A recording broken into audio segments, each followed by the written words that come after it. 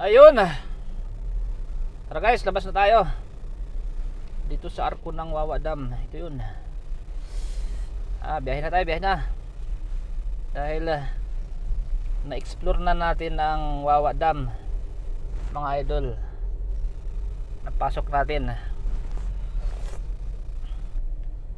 natin sa wakas ang mga kuweba dyan sa Wawa Dam, mga idol. Kaya abangan ng aking video, ha. Kasi may pasayro tayo dito, dinarap ko kanina sa malapit dito. Diyan lang sa may unahan lang.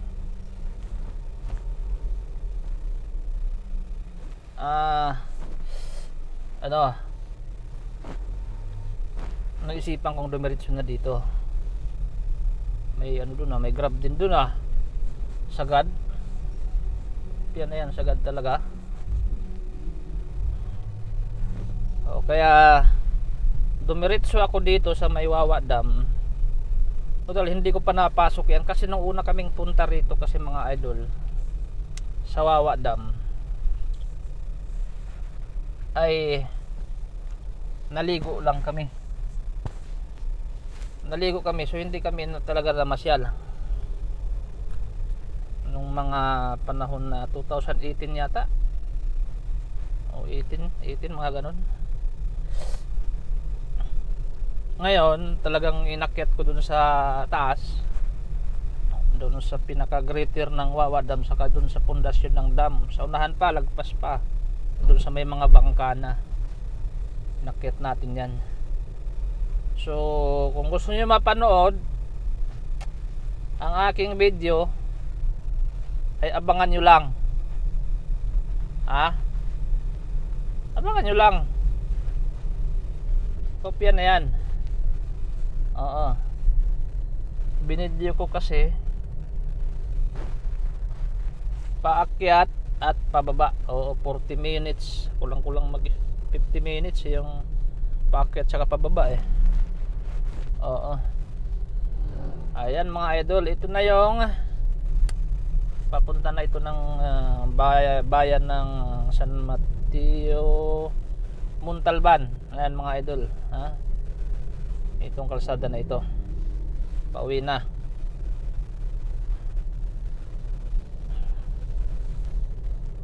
Yung papasok dito hindi natin nagawa ng video dahil ang cellphone natin bumigay. Kasi masinag yung araw, na tatapat sa araw yung cellphone pag nagbi-video. Kusa siya nag-i-stop pagka mainit. Ewan ko ba what the hell of the meaning of his reminders. Pukin ng Tagalog, Bisaya people. Di ara diri. Mauna diri. Kakatuwa naman dito mga idol dahil bundok.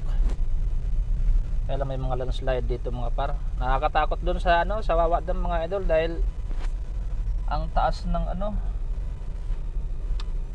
na bundok na bato. Mga nakakatakot pag nagtag-ulan. Siyempre ay nagbabagsak ang mga debris. May kuryente din dito talaga. Ano ba to dito?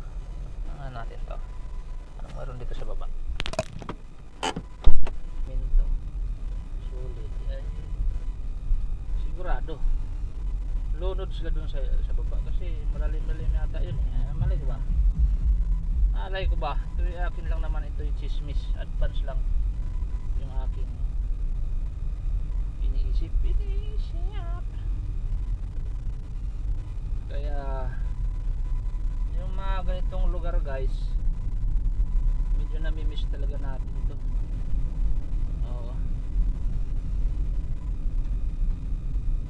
Video lang natin to guys hanggang dun sa Montalban, dyan sa may pagdating ng yung ganito pa ang kalsada. Pero dun sa mga crowded na, stop na natin. Ito lang yung baga, nasariwa natin yung akin lang mapanood sa ating mga viewers, ha? Yung mapanood nyo yung aking mga ginagawang kalukuhan. Ito mga bundok guys, oh. Yung nasa taas guys, sa bandang kaliwa, bundok yan. Oh, may tubig pa. Oh. So, may mga tao rin dito guys. Siyempre, pag may tao talaga. Yun yan guys. May mga dito, may mga landslide na paunti-unti sa bandang kaliwa, kasi ito yung sa bandang kaliwa yung daldal, wala palang audio, wala pala headset ko. Yuhu! Ayan guys, yung sa bandang kaliwa guys, ito hindi yata narinig yung ating kwento, ah. Sa bandang kaliwa, ito yung bulubundukin talaga. Nandito yung bundok sa kaliwa, kaya front ng landslide.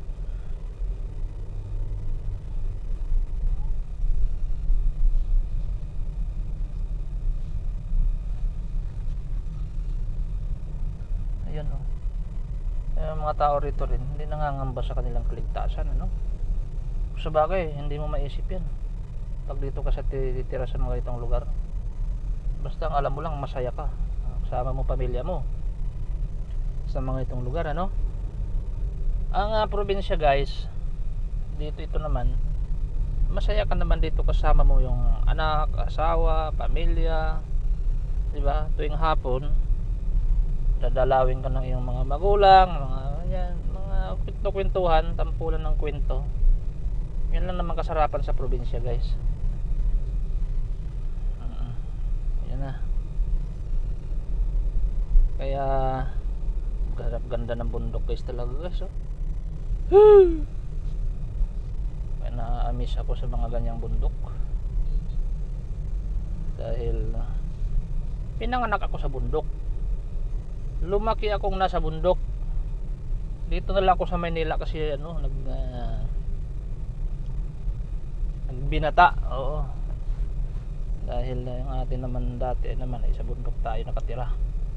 Sa probinsya namin sa Liti ay talagang malayo sa bayan, ha? Saka yung aming bukid ay malayo din sa aming bahay, ha? Mga 20 kilometers, 20 ba? Mga ganon, oo. Lalakarin. Ito na ano nga, landslide nga ito. Siguro may mga bahay dito, kawawa naman. Oh, landslide nga, delikado. Dapat kasi talaga pagka ganyan. Pero nandun naman sila, o diba? Hindi sila takot sa mga ano,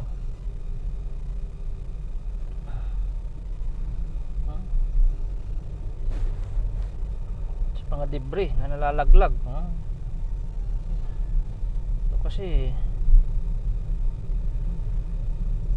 ito mga yan, ulo. Ayun guys, oh. Video natin yan guys.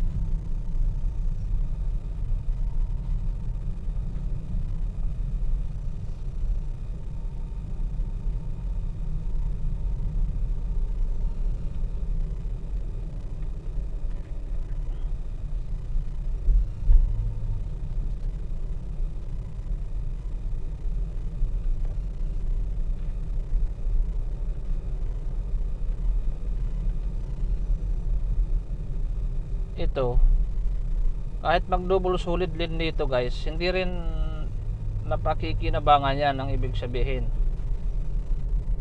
Lalagpas ka talaga dyan kahit double solid yellow lane yan, dahil may mga nakaparada sa kalsada eh. Pag may nakaparada, so talagang gigitna ka. Useless yung pagkalagay ng solid lane yan. Alam yan, yung mga motor dito overtake sa kanan, yung mga kabataan na yan, walang mga muwang sa ano yan, sa traffic. Overtake kaliwat kanan, no? Kahit pakurbada o overtake dito sa kanan. Yung kurbada mga gago talaga, no? Yung pakurbadang pakanan, so overtake din sa kanan. Gago talaga ang mga driver, ang mga kabataan talaga walang utak, no? Andito na tayo guys, hanggang dito lang yung ating video. Papasok na tayo ng bayan ng Montalban, Rizal, ha? Ayan, hanggang dito na lang tayo guys.